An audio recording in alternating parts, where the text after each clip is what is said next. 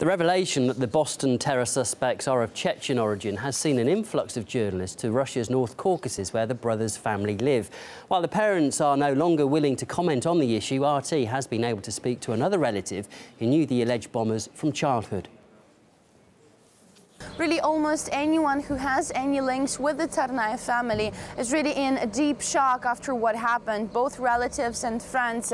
Now, the brothers' parents stopped talking to the media as of early Saturday, but I managed to speak to a close relative of the family. Now, her name is Patima Suleimanova, and she was married to the boy's uncle. Now, she told me how really tragic and difficult the life of the Tsarnaev family was, and that for years they had been moving from one place to another as the father couldn't find a proper job, and they've moved twice from Kyrgyzstan, first to Chechnya, then to Dagestan, where they spent just a bit over a year until they moved to the United States in 2002. She even showed us some pictures that were taken during that time, pictures that captured both brothers in their early childhood. And in one picture, the older brother, Tamerlan, is just a bit over a year old. Now, she spent a lot of time with Tamerlan when he came here to Dagestan last year to visit his parents, and she describes him as a very family-loving and a caring young man. And when I asked her whether he expressed any extra interest in Islam,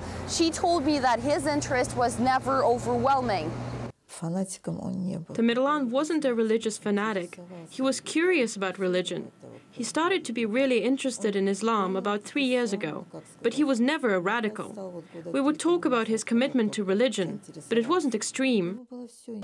It was really hard for her to speak. She told me that Jahar, the younger brother, was planning to come here to Dagestan this May, and now their father plans a trip to the United States to bury his eldest son, Tamerlan. So as for many here, the woman couldn't really believe that they were involved in the tragedy.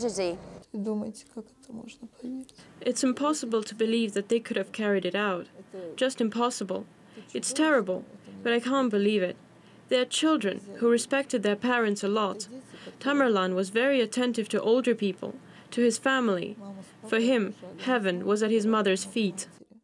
Both parents' mobile phones are switched off or rarely online, and it's really impossible to reach them. But I have since managed to speak to the mother of the two brothers, and Zubidat kept repeating that her sons were innocent. She also mentioned that her eldest son, Tamerlan, was under constant FBI surveillance for years. Then both parents before mentioned that Tamerlan told them that the FBI contacted him right after the Boston bombings and asked him for questioning. However, the FBI later denied that information. Now, as for the father, I spoke with him also in a telephone conversation just yesterday, and he told me that he doesn't want to talk to any media right now. So really, dozens of journalists from all over the world that have descended on this region hope that the Tsarnaevs family will speak and eventually shed some light to how their boys ended up the main suspects in the Boston terrorist attack.